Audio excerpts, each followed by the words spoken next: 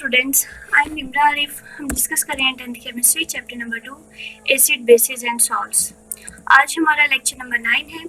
हमने एसिड और बेस की बेसिक फिजिकल प्रॉपर्टीज़ के बारे में डिस्कस किया, उनकी डेफिनेशन के बारे में डिस्कस किया और कुछ साइंटिस्ट ने अपनी थ्योरीज पेश की थी। अब एसिड और बेसिस के लिहाज से हमने उसको डिस्कस किया। फर्स्ट थ्योरी आर्गेनिस थ्योरी थी, उसके बाद हमने लॉरी ब्राउनस्टीट थ्योरी वो डिस्कस की, लिविस कॉन्सेप्ट डिस्कस किया। उसके बाद हमने एसिड की केमिकल प्रॉपर्टीज़ और यूजेस को डिस्कस किया और नेचुरली अकरिंग जो कुछ एसिड्स हैं उनको डिस्कस किया। उसके बाद हमने बेस की फिजिकल प्रॉपर्टीज़ डिस्कस की और उनके यूजेस के बारे में डिस्कस किया। आज जो हमारा टॉपिक है वो है पीएच स्केल। सबसे पहले हम डिफाइन करेंगे कि what is pH. PH scale है क्या? The scale on which the degree of acidity or basicity of an aqueous solution is measured। हमारे पास देखिए कोई भी एक सोल्यूशन है, वो एसिडिक है या बेसिक है, वो तो हमने कहा है हम चेक कर लेंगे लिटमस टेस्ट के जरिए। ठीक है, अगर सोल्यूशन में लिटमस टेस्ट पेपर को हम डिप करते हैं, वो क्या है, ब्लू से रेड हो जाता है, इसका मतलब क्या है, वो एसिड है। ठीक है, अगर वो रेड से ब्लू हो जाता है, इट मीन्स वो हमारे पास जो सोल्यूशन है वो किसका सोल्यूशन है, बेस का सोल्यूशन है। अब उसकी स्ट्रेंथ कितनी है कि वो कितना एसिडिक सोल्यूशन है या कितना बेसिक सोल्यूशन है, वो मेजर करने के लिए ठीक है हमारे पास एक स्केल है। उस स्केल को हम नाम देते हैं पीएच स्केल का। इस स्केल की मदद से हम क्या करते हैं, एसिडिटी और बेसिसिटी की डिग्री चेक करते हैं कि उनकी स्ट्रेंथ कितनी है, कितना स्ट्रॉन्ग कोई एसिड है, कि आपके पास जो एसिड मौजूद है सोल्यूशन फॉर्म में वो स्ट्रॉन्ग एसिड है या वीक एसिड है। अगर कोई बेस मौजूद है तो वो स्ट्रॉन्ग बेस है या फिर वीक बेस है। तो उनकी डिग्री को चेक करने के लिए ठीक है जो हम स्केल यूज करते हैं, उस स्केल को हम नाम देते हैं पीएच स्केल का। ठीक है, अब pH scale, what is meant by pH? PH का मतलब क्या है? पीएच हमारे पास क्या है? pH is the negative logarithm of molar concentration of hydrogen ions. Hydrogen ion की मोलर कंसंट्रेशन जो है उसका हम क्या लेते हैं, नेगेटिव लॉग लेते हैं और उसको हम किसका नाम देते हैं, पीएच का नाम देते हैं। पीएच लिखते हुए आप लोगों ने एक बात का खास ख्याल रखना है, ठीक है, कि आपने जो पी है वो स्मॉल लिखना है और एच जो है वो आपने कैपिटल लिखना है। अगर आप पी और एच दोनों क्या लिखते हैं, कैपिटल फॉर्म में लिखते हैं, या दोनों आप एक जैसे ही लिखते हैं, उनमें कोई डिफरेंस नहीं होता, तो आपने जो लिखा है वो क्या होगा, आपका गलत हो जाएगा। फॉर एग्जांपल ये अगर आपने इस तरह से पी लिखा है, ठीक है, और वो क्या है, स्मॉल ही है, और इसी तरह से आप क्या करते हैं, एक बड़ा सा एच लिख देते हैं इसके साथ, ये आपका क्या हो जाएगा, गलत हो जाएगा। जैसे आप लोग पेपर में टेस्ट में लिखते हैं, आपके पास ये क्या है, लाइन है, आपने क्या करना है, इस लाइन पर इस तरह से क्या लिखना है, पी लिखना है, ठीक है, और आपने इस तरह से क्या लिखना है, कैपिटल एच लिखना है। दोनों की जो हाइट है वो इक्वल नहीं होनी चाहिए। अगर आपने हाइट जो है वो इक्वल रखते हैं तो फिर आपका ये जो आपने पीएच लिखा है वो आपका क्या होगा, गलत होगा, आपकी मिस्टेक होगी। तो पीएच लिखते हुए आपने खास ख्याल रखना है। तो पीएच हमारे पास क्या है, नेगेटिव लोगरिथम है hydrogen ion concentration, molar concentration of hydrogen ion. ठीक है, इसी तरह से पीएच स्केल है वो एसिड की स्ट्रेंथ के लिए हम यूज करते हैं। इसी तरह से बेस की स्ट्रेंथ जो फाइंड करनी है, ठीक है, तो उसके लिए हम पीओएच, बेस के कितने आयंस हैं उनकी अगर हमने मोलर कंसंट्रेशन फाइंड करनी है तो पीओएच यूज करते हैं। ठीक है, कंसंट्रेशन ऑफ हाइड्रोक्साइड, उनके बारे में हम डिस्कस करते हैं कि हम इसको किस तरह से ड्राइव करेंगे। तो सबसे पहले पीएच स्केल की हमने डेफिनेशन की है कि scale on which degree of acidity और basicity of an aqueous solution is measured. PH हमारे पास क्या है, नेगेटिव लोगरिथम है molar concentration of hydrogen ions का। अब derivation of pH scale, concentration of hydrogen ions in pure water is the basis for pH scale। ठीक है, जो हाइड्रोजन आयन की कंसंट्रेशन होगी प्योर वाटर में, ठीक है, प्योर वाटर जो है वो वीक इलेक्ट्रोलाइट है। ठीक है, वो वाटर जब वो डिसोसिएट होता है तो उसके बहुत कम आयंस होते हैं। अब उन आयंस की कंसंट्रेशन कितनी है, ठीक है, वही हमारी बेसिस है पीएच स्केल की। Water is a weak electrolyte because it ionizes very slightly into ions। क्योंकि ये जो आयोनाइज होते हैं वो बहुत कम मिकदार में आयोनाइज होते हैं। फॉर एग्जांपल अगर हमारे पास 100 एटम्स हैं वाटर के मॉलिक्यूल्स हैं, तो उसमें से क्या होगा, सिर्फ जो प्रोबेबिलिटी है वो क्या होगी, सिर्फ एक हाइड्रोजन आयन जो है सिर्फ एक हाइड्रोजन आयन पाया जाएगा H पॉजिटिव। ठीक है, और बाकी सारे क्या होंगे, वाटर के मॉलिक्यूल्स होंगे। या फिर अगर उन 100 मॉलिक्यूल्स में से 10 मॉलिक्यूल्स क्या होते हैं, आयोनाइज भी हो जाते हैं, तो फिर वो क्या करते हैं, डाइमर की फॉर्म में पा जाते हैं, वो वाटर के साथ बॉन्डिंग कर लेते हैं, H3O पॉजिटिव बना देते हैं, ठीक है। इसी तरह से H3O2 पॉजिटिव बना देते हैं, तो वो क्या करते हैं, डायमंड की फॉर्म में पाए जाते हैं। लेकिन जो कंसंट्रेशन हाइड्रोजन आयन की होती है वो 0.01% होती है, ठीक है। मतलब कि अगर 100 एटम मॉलिक्यूल्स हैं तो उसमें से सिर्फ क्या होगा, एक वाटर का हाइड्रोजन आयन होगा। हाइड्रोजन का आयन कितना होगा, सिर्फ एक ही होगा। अब हमारे पास क्या है, वाटर है। हम ये चैप्टर नंबर 7, 10, 9th क्लास में भी डिस्कस कर चुके हैं कि इलेक्ट्रोलिसिस ऑफ वाटर में कि जब वाटर जो है, ठीक है, हम उसको डिकम्पोज करते हैं तो होता क्या है कि उसमें एक हाइड्रोजन आयन बनता है और एक ही क्या बनता है, हाइड्रोक्सल आयन, ठीक है। अगर हम दो वाटर के मॉलिक्यूल्स की इलेक्ट्रोलिसिस करवाते हैं तो उसमें क्या होगा, दो हाइड्रोजन आयन बनेंगे और दो ही क्या होंगे, हाइड्रोक्सल आयन बनेंगे। The equilibrium expression of this reaction is written as। अब फर्स्ट चैप्टर में हम डिटेल से डिस्कस कर चुके हैं कि हम इक्विलिब्रियम एक्सप्रेशन यानी कि Kc को किस तरह से लिखते हैं। अगर आप देखें ये वाला जो रिएक्शन है, ठीक है, वाटर का आयोनाइज में कन्वर्ट होना, जब वाटर आयंस में कन्वर्ट होता है तो ये क्या है, रिवर्सिबल रिएक्शन है, ठीक है। रिवर्सिबल रिएक्शन है तो इसलिए हम इसके क्या लिखेंगे, Kc की वैल्यू। Kc हम किस तरह से लिखते हैं, concentration of products divided by concentration of reactant. Product हमारे पास क्या है, एक हाइड्रोजन और दूसरा क्या है, हाइड्रोक्सल है, ठीक है। तो प्रोडक्ट में क्या लिखेंगे, concentration of hydrogen ion into concentration of hydroxyl ion divided by reactant हमारे पास क्या है, वाटर। तो यहाँ पे क्या आ जाएगा, कंसंट्रेशन ऑफ वाटर आ जाएगा, ठीक है। हमने Kc की वैल्यू लिख ली है। उसके बाद as the concentration of water is almost constant, अभी मैंने आपको बताया कि अगर हमारे पास फॉर एग्जांपल 100 मॉलिक्यूल्स हैं वाटर के तो उसमें हाइड्रोजन आयन की प्रोबेबिलिटी कितनी होगी, 0.01% होगी। मतलब कि एक वाटर हाइड्रोजन का जो आयन पाया जाएगा, ठीक है। तो वाटर की जो कंसंट्रेशन है हम कह सकते हैं कि वो तकरीबन क्या रहती है, कांस्टेंट रहती है।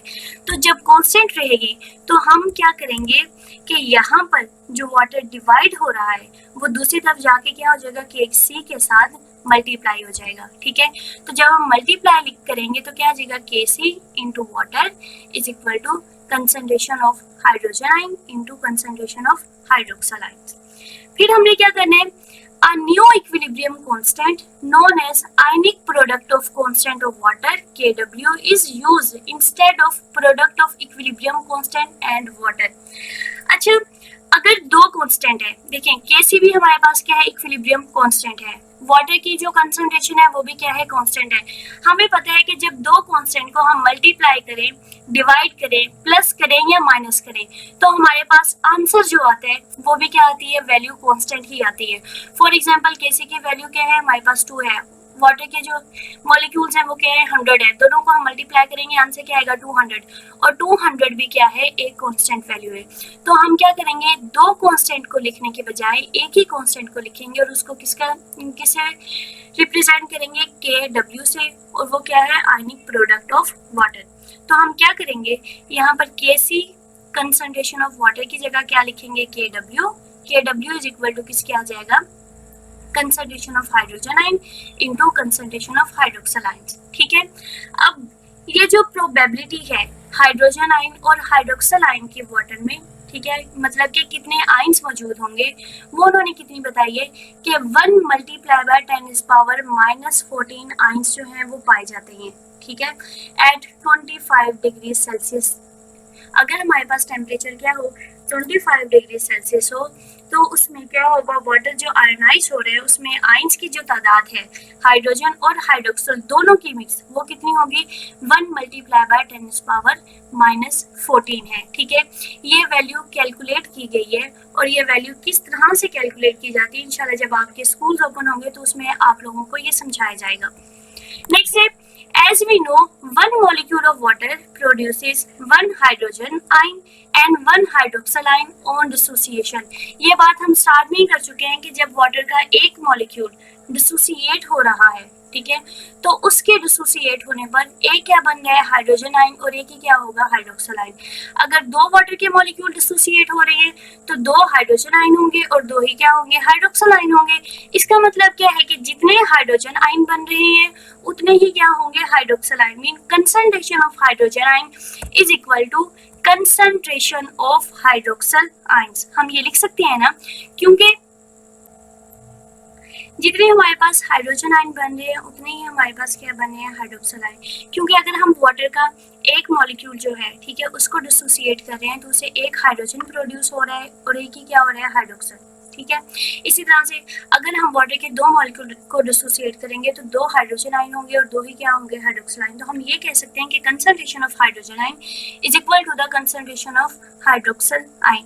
अब हम ये पॉइंट डिस्कस कर क्यों रहे हैं कि हम हाइड्रोजन आयन को हाइड्रोक्सल आयन के इक्वल क्यों कर रहे हैं?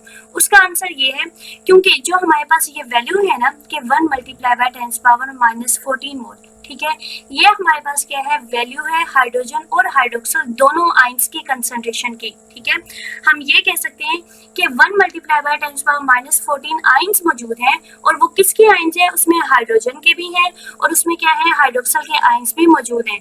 अब इसमें हाइड्रोजन के आयंस कितने हैं और हाइड्रोक्सल के आयंस कितने हैं वो हमें मालूम नहीं है।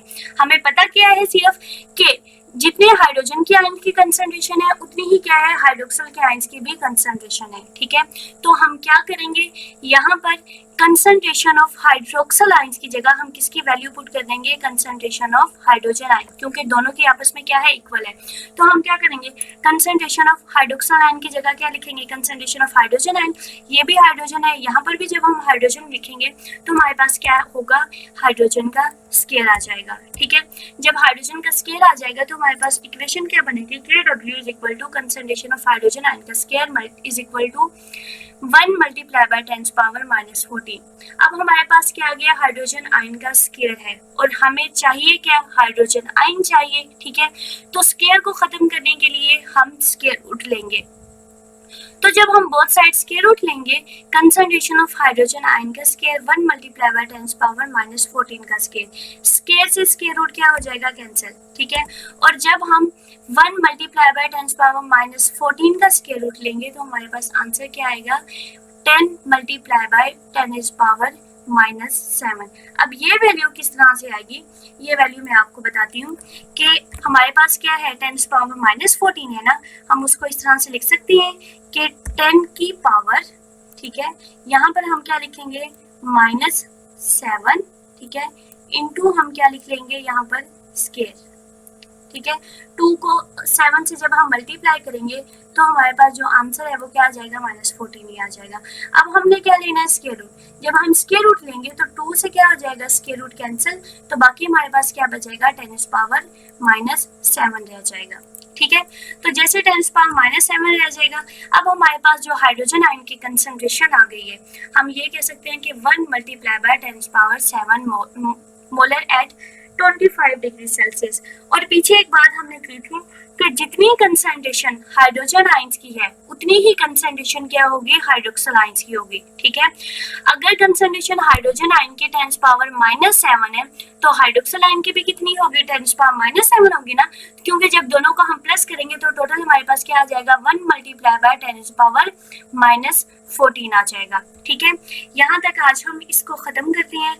नेक्स्ट लेक्चर में इंशाल्लाह हम इस टॉपिक को कंप्लीट करेंगे। उसके बाद हम पीएच में कुछ कंक्लूजन्स हैं, हम बताएंगे कि क्या पीएच होगी, कि वो स्ट्रॉन्ग एसिड्स होंगे, किस पीएच पे वो स्ट्रॉन्ग बेसिस होंगे, किस पीएच पे कुछ पीएच के सॉल्यूशंस क्या है, न्यूट्रल भी होती है। ठीक है, हम कुछ नेचुरली अकरिंग सॉल्यूशंस लेंगे और उनकी हम पीएच बताएंगे कि फॉर एग्जांपल अगर वाटर है, वाटर की पीएच कितनी है। ठीक है, गैस्ट्रिक जूस है, जैसे कि हमने लास्ट लेक्चर में डिस्कस किया था कि हमारे स्टमक में भी एक एसिड पाया जाता है HCl, ठीक है, उसकी पीएच कितनी है। इसी तरह से अगर हम लेमन जूस ले लेते हैं उसकी पीएच क्या है, तो उन कुछ की हम पीएच पढ़ेंगे और उसके बाद हम पीएच के यूजेस को भी डिस्कस करेंगे कि हम पीएच के यूजेस कहाँ, पीएच स्केल को जो है हम कहाँ कहाँ पर इस्तेमाल करते हैं और उसके